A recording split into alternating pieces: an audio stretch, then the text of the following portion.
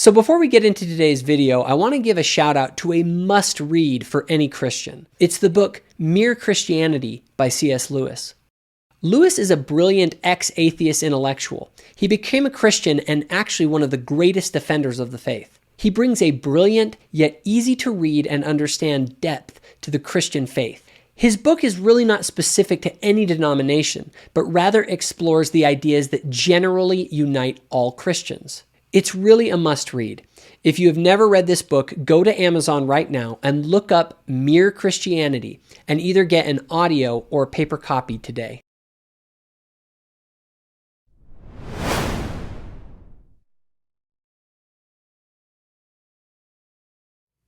So almost 2 years ago, I participated in a very enjoyable debate with two Calvinist apologists who, after the debate, gifted me a book by the late philosopher and theologian Greg Bahnsen. And while Bahnsen and I have radically different theologies, he had some incredibly insightful things to say about the irrationality exhibited by so many in our increasingly secular culture. And he provides some brilliant guidance on what to be on the lookout for as we engage intellectually with others. Put it very simply, you want to be on the lookout for arbitrariness in what the unbeliever is arguing. One of the two great intellectual sins that men commit, no matter what field of study you're in, is arbitrariness. The other one is inconsistency. No one is allowed to be arbitrary if you're trying to present a rational basis for what you believe. And no one is being rational in presenting a basis for what they believe if they contradict themselves, if they're inconsistent. And so arbitrariness is something you need to be on the lookout for. Subjectively, it seems to me, probably 80% of your work in apologetics is taken care of if you'll just be on the lookout for people saying anything they want to say.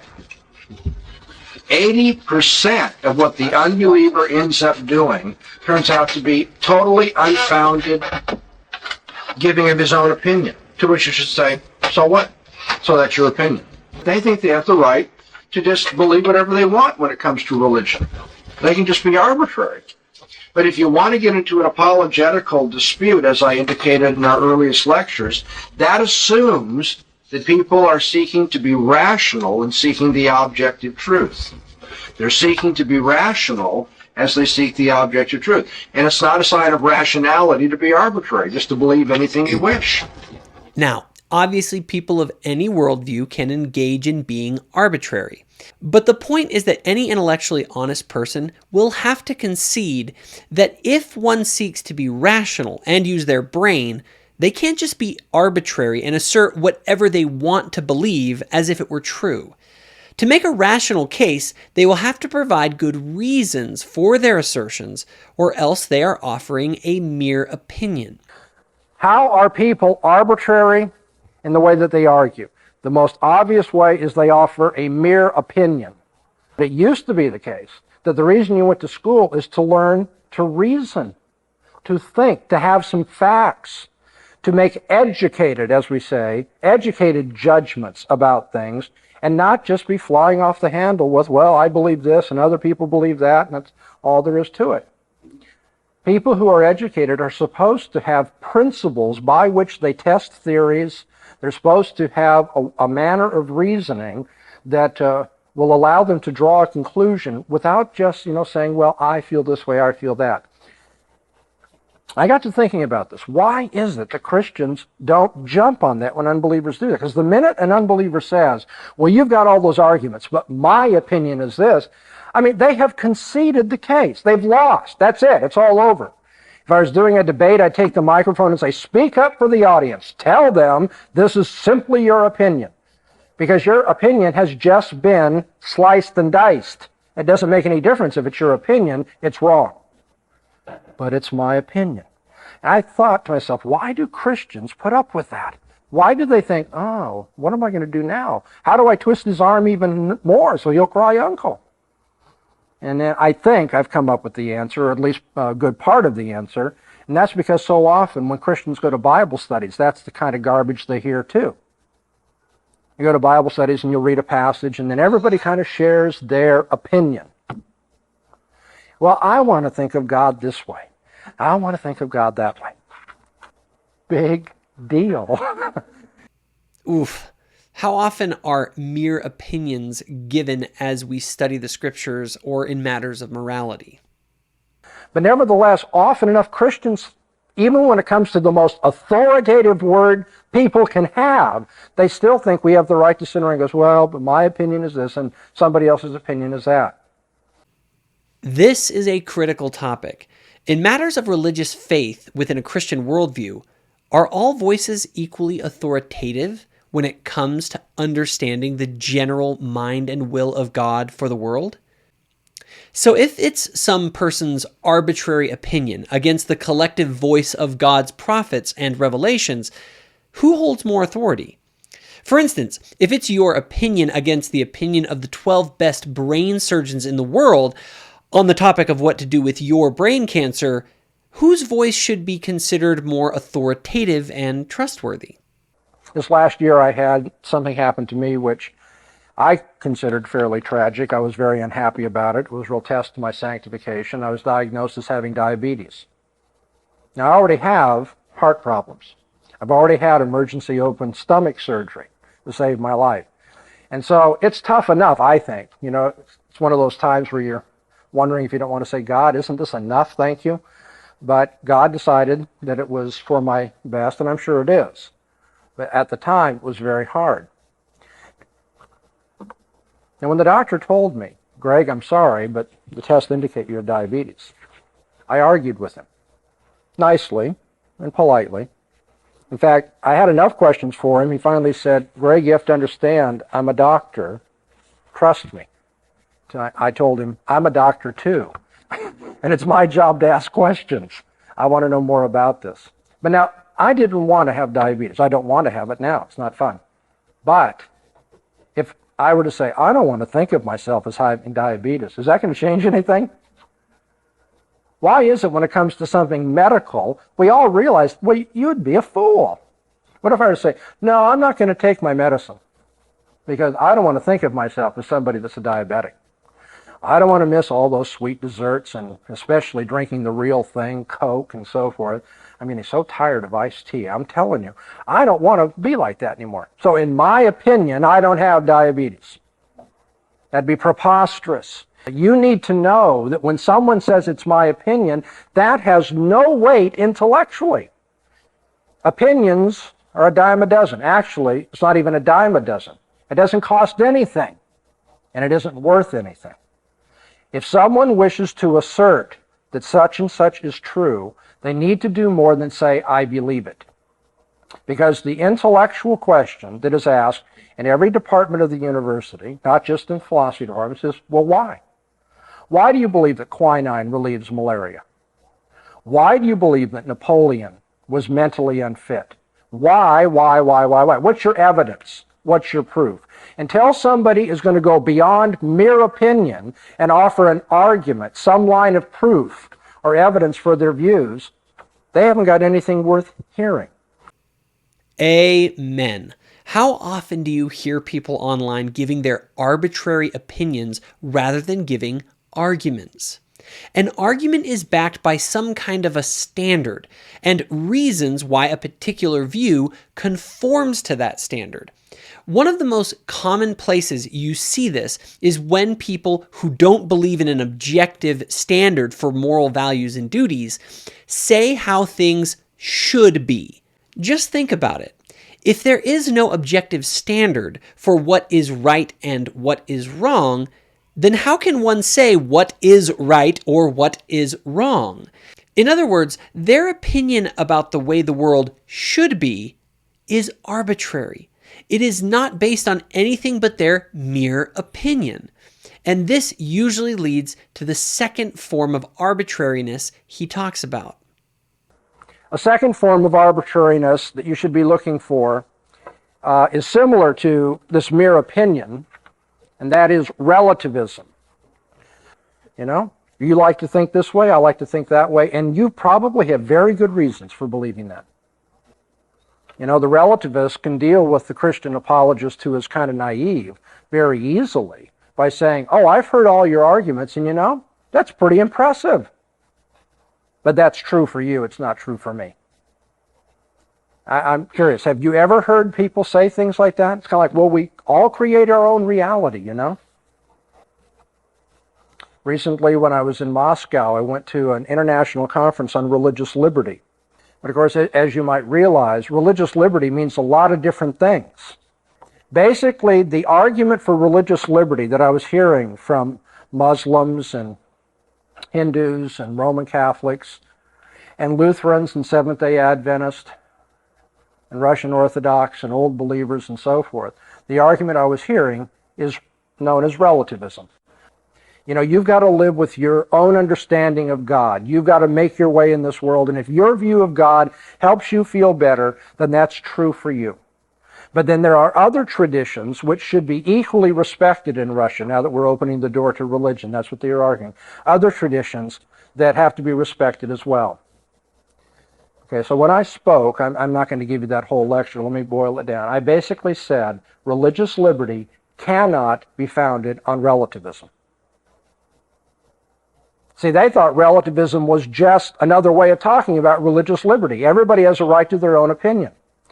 I said, if you believe that everyone creates their own reality, then Hitler creates his own reality too.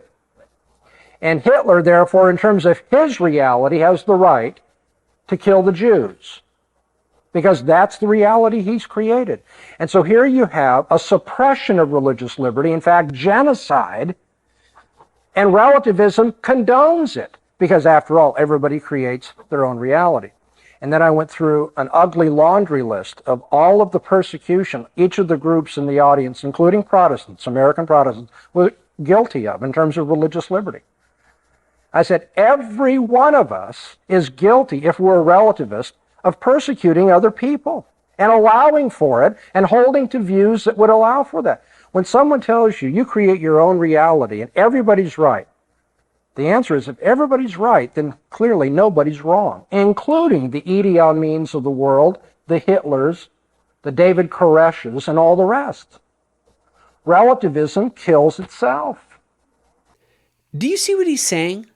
Toleration and long-suffering may be Christian virtues, but should we pretend that all worldviews are somehow equal? And if all worldviews are not equal, by what standard do we evaluate if one worldview is superior to another? In fact, even if you are not religious at all, you can't have a coherent moral or ethical philosophy of any kind without some kind of standard or authority by which you judge something as more or less right, more or less moral than something else. An arbitrary morality is no morality at all. But most people are completely unprepared to present more than their arbitrary opinion about matters of right and wrong, or the way society should or should not be. It's arbitrariness all the way down, unless you can ground your claims in something beyond mere opinion. It isn't sufficient for somebody to say, well, you believe that, but I believe something else, and reality just kind of twist and turn to fit everybody. It's like reality becomes a smorgasbord. You go into the smorgasbord, maybe you'll choose the eggplant. I sure wouldn't. But I'll choose the fried chicken, and you don't particularly want fried chicken. But reality will be whatever you want. You have the eggplant approach to reality, you have the chicken approach to reality. Pick whatever you want. It's not like that. And certainly God is not like that. God is not a smorgasbord. God doesn't say, well, just please let me into your life. I'll be whatever you want me to be. And that's what I call the Mr. Potato Head approach to theology. Some people will put Mr. Potato Head together with eyes here and ears over here and all the rest. Other people say, no, God's not like that. He's really like this. And it was not going to be adequate to say, well, God is whatever you want him to be. What an insult! If God is whatever you want him to be, he is not God. Or she is not God. It is not God. The relative says, well, it's true for you, it's not true for me. True for you is one of the most asinine statements in the English language. Truth is not person relative. Let's go back to the doctor's office. Dr. Bahnsen is told by this doctor, he's supposed to know, he has the blood work, he has the lab tests and so forth. He says, Dr. Bahnsen, you've got diabetes. I say, well, that's true for you. It's not true for me. And this is what you're going to get. I guarantee you, if you go to a secular school and the teacher likes you, and interestingly enough, in many cases, teachers do like Christians, even though they're not Christians. You know why? Because the Christian students are the few students that will challenge them and seem to be alert. At least they'll talk intelligently. And I'm not saying that as gratuitous, flattery to you guys because you're Christians. I mean that. I've seen that over and over again. Teachers will say, please come around and talk about this more. At least you're thinking. These other kids, just want to party or just want to get through the class, whatever.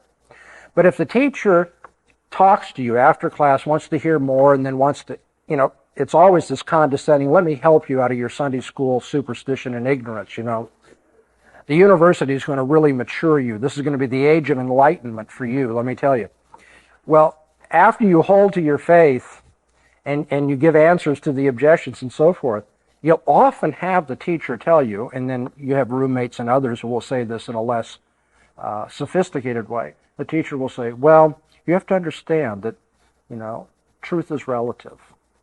And you're very committed to this, but in the university, you're going to learn there are other truths. There are other universes to explore.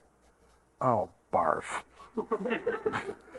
Other universes? I'd like to live in the one where I find myself, thank you. I want to deal with this one. When someone tells you that truth is relative, that there is no absolute truth, the question you're going to have is that absolutely true?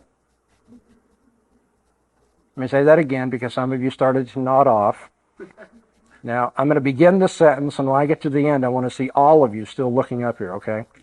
When someone says there is no absolute truth, you're going to say, is that absolutely true? Now we're on the horns of a dilemma, as logicians put it. Because if the teacher says, nope, even that's not absolutely true, and you say, well, then fine, then I'm free to believe otherwise, and there is absolute truth. But the teacher says, oh, well, I don't want to do that, so yeah, it's absolutely true. You say, well, then you're wrong that there is no absolute truth because it's absolutely true that there is no absolute truth. And by the way, if it's absolutely true that there is no absolute truth, you've contradicted yourself. And so maybe you ought to go back and get some more education before you teach this class. Don't say that. Relativism is just another form of being arbitrary. A major reason why people don't think anymore is because we've gotten used to being arbitrary, offering mere opinions, and then when there's a clash between the mere opinions, running to relativism. Because isn't that a lot more comfortable? If you're a relativist, then you can go to cocktail parties and everybody's welcome. I've done this. I go to parties when I was at SC in the graduate school and so forth. Jesus would be welcome at their cocktail parties. As long as Jesus didn't say he was the only truth, that'd be fine. Ooh, I have to admit, this one got to me, especially in an age where members of our church increasingly want to downplay our claim to be the one true church.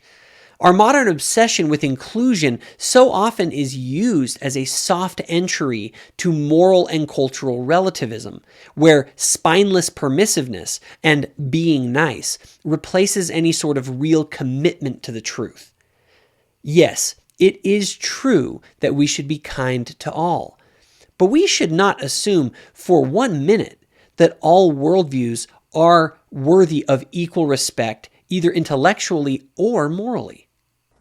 Then we have Buddha, and we have Jesus, and we have Confucius, and we have Mao, and all the rest, and everybody's just having a good time. If we respect each other, then we don't have to worry about people getting down on us. I'm welcome, you're welcome. Hey, I'm okay, you're okay. It's relativism. And it's academically shoddy. People who contradict each other cannot both be right. In some cases, depending on the nature of the contradiction, both can be wrong, but both cannot be right. I cannot have diabetes and it not be the case that I have diabetes at the same time. Now, for the rest of this week, I'm going to talk about other problems. But I dare say that the other problems I'll be talking about will only be 20% of what's out there.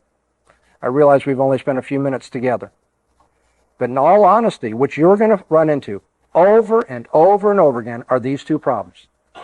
Mere opinion and relativism. Mere opinion and relativism. So get used to that and tell people if that's only your opinion, it's academically worthless.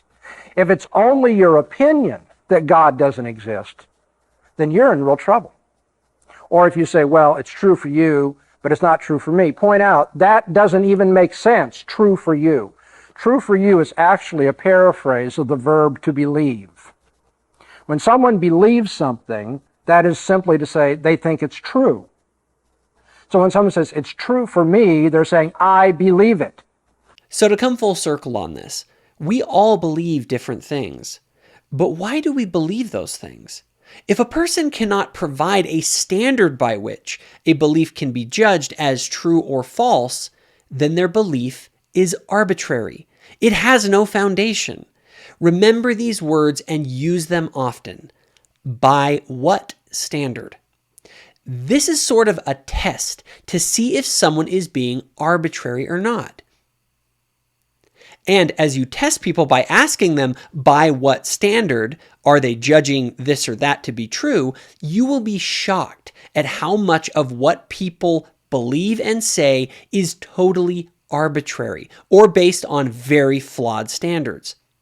But worse than that, most people's worldviews are also profoundly incoherent as well. But we'll cover that in the next video. So what do you think? Is Bahnsen right? Let me know what you think in the comments. So do you enjoy the content here on Thoughtful Faith? If so, be sure to hit the notification bell. This ensures that our new videos show up on your feed. Also, be sure to check out our Facebook group called Thoughtful Saints, where myself and others discuss the sorts of topics found on this channel. And lastly, if you think other people would benefit from this video, please be sure to share it.